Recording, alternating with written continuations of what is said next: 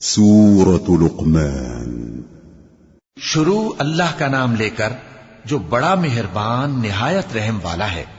الف لام میم، یہ حکمت کی بھری ہوئی کتاب کی آیتیں ہیں، نیکوکاروں کے لیے ہدایت اور رحمت، وہ جو نماز کی پابندی کرتے اور زکوٰۃ دیتے ہیں، اور وہی ہیں جو آخرت کا یقین رکھتے ہیں، یہی اپنے پروردگار کی طرف سے ہدایت پر ہیں اور یہی کامیاب ہیں۔ اور لوگوں میں بعض ایسا ہے جو بیہودہ حکایتیں خریدتا ہے تاکہ لوگوں کو بے سمجھے اللہ کے راستے سے گمراہ کرے اور اس سے ہنسی کرے، یہی لوگ ہیں جن کو ذلیل کرنے والا عذاب ہوگا۔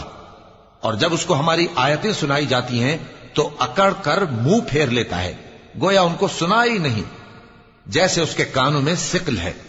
تو اس کو درد دینے والے عذاب کی خوشخبری سنا دو۔ جو لوگ ایمان لائے اور نیک کام کرتے رہے ان کے لیے نعمت کے باغ ہیں، ہمیشہ ان میں رہیں گے۔ اللہ کا وعدہ سچا ہے اور وہ غالب ہے، حکمت والا ہے۔ اسی نے آسمانوں کو ستونوں کے بغیر پیدا کیا جیسا کہ تم دیکھتے ہو، اور زمین میں پہاڑ بنا کر رکھ دیے تاکہ وہ تم کو لے کر ڈولنے نہ لگے، اور اس میں ہر طرح کے جانور پھیلا دیے۔ اور ہم ہی نے آسمان سے پانی نازل کیا، پھر اس میں ہر قسم کی نفیس چیزیں اگائیں۔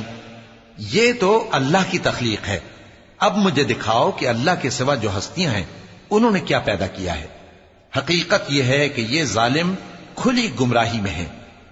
اور ہم نے لقمان کو دانائی بخشی کہ اللہ کا شکر کرو، اور جو شخص شکر کرتا ہے تو اپنے ہی فائدے کے لیے شکر کرتا ہے، اور جو ناشکری کرتا ہے تو اللہ بھی بے نیاز ہے، لائق حمد و ثنا ہے۔ اور اس وقت کو یاد کرو جب لقمان نے اپنے بیٹے کو نصیحت کرتے ہوئے کہا کہ بیٹا، اللہ کے ساتھ شرک نہ کرنا، شرک تو بڑا بھاری ظلم ہے۔ اور ہم نے انسان کو جسے اس کی ماں تکلیف پر تکلیف سہ کر پیٹ میں اٹھائے رکھتی ہے، پھر اس کو دودھ پلاتی ہے، اور آخر کار 2 برس میں اس کا دودھ چھڑانا ہوتا ہے، میں نے تاکید کی ہے کہ میرا بھی شکر کرتا رہے اور اپنے ماں باپ کا بھی، کہ تم کو میری ہی طرف لوٹ کر آنا ہے۔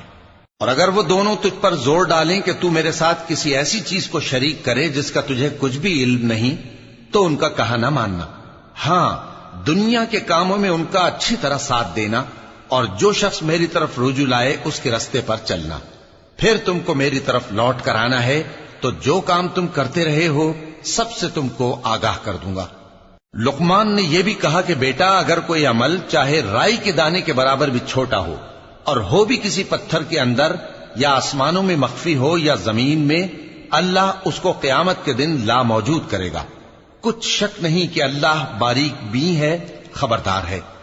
بیٹا، نماز کی پابندی رکھنا اور لوگوں کو اچھے کاموں کے کرنے کا مشورہ دیتے رہنا، بری باتوں سے منع کرتے رہنا، اور جو مصیبت تجھ پر واقع ہو اس پر صبر کرنا، بے شک یہ بڑی ہمت کے کام ہیں۔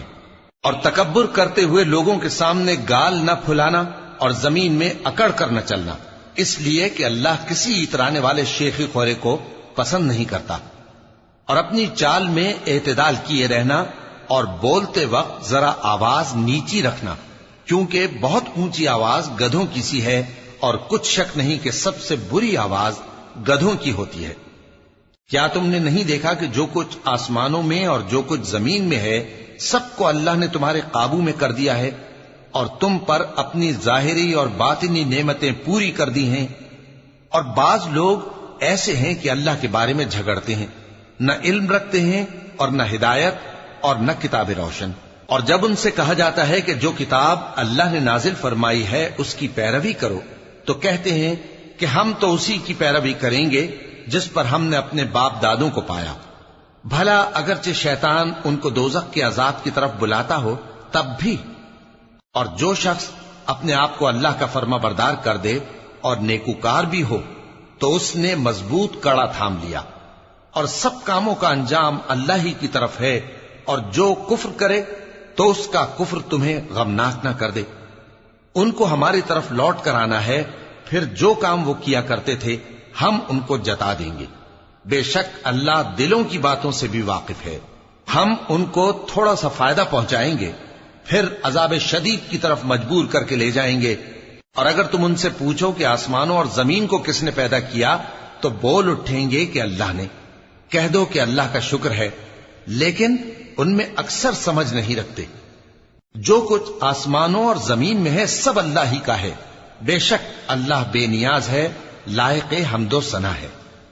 اور اگر یوں ہو کہ زمین میں جتنے درخت ہیں سب کے سب قلم ہو اور سمندر کا تمام پانی سیاہی ہو اور اس کے بعد 7 سمندر اور سیاہی ہو جائیں تو اللہ کی باتیں یعنی اس کی صفتیں ختم نہ ہوں. بے شک اللہ غالب ہے، حکمت والا ہے. اللہ کو تمہارا پیدا کرنا اور جلا اٹھانا ایک شخص کے پیدا کرنے اور جلا اٹھانے کی طرح ہے. بے شک اللہ سننے والا ہے، دیکھنے والا ہے. کیا تم نے نہیں دیکھا کہ اللہ ہی رات کو دن میں داخل کرتا ہے اور دن کو رات میں داخل کرتا ہے، اور اسی نے سورج اور چاند کو کام میں لگا رکھا ہے، ہر ایک وقت مقرر تک چل رہا ہے. اور یہ کہ اللہ تمہارے سب اعمال سے خبردار ہے. یہ اس لیے کہ اللہ کی ذات ہی برحق ہے، اور جس کو یہ لوگ اللہ کے سوا پکارتے ہیں وہ سب باطل ہے.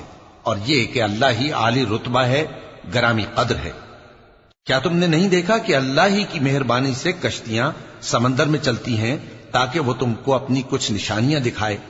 بے شک اس میں ہر صبر کرنے والے، شکر کرنے والے کے لیے نشانیاں ہیں. اور جب ان پر سمندر کی لہریں سائبانوں کی طرح چھا جاتی ہیں تو اللہ کو پکارنے اور خالص اس کی عبادت کرنے لگتے ہیں. پھر جب وہ ان کو نجات دے کر خشکی پر پہنچا دیتا ہے تو چند ہی لوگ انصاف پر قائم رہتے ہیں، اور ہماری نشانیوں سے وہی انکار کرتے ہیں جو عہد شکن ہیں، ناشکر ہیں. لوگو اپنے پروردگار سے ڈرو اور اس دن کا خوف کرو کہ نہ تو باپ اپنے بیٹے کے کچھ کام آئے اور نہ بیٹا باپ کے کچھ کام آ سکے. بے شک اللہ کا وعدہ سچا ہے. پس دنیا کی زندگی تم کو دھوکے میں نہ ڈال دے، اور نہ وہ بڑا فریب دینے والا شیطان تمہیں اللہ کے بارے میں کسی طرح کا فریب دے. اللہ ہی کو قیامت کا علم ہے، اور وہی میں برساتا ہے، اور وہی حاملہ کے پیٹ کی چیزوں کو جانتا ہے. اور کوئی شخص نہیں جانتا کہ وہ کل کیا کام کرے گا، اور کوئی شخص نہیں جانتا کہ کس سرزمین میں اسے موت آئے گی. بے شک اللہ ہی جاننے والا ہے اور خبردار ہے.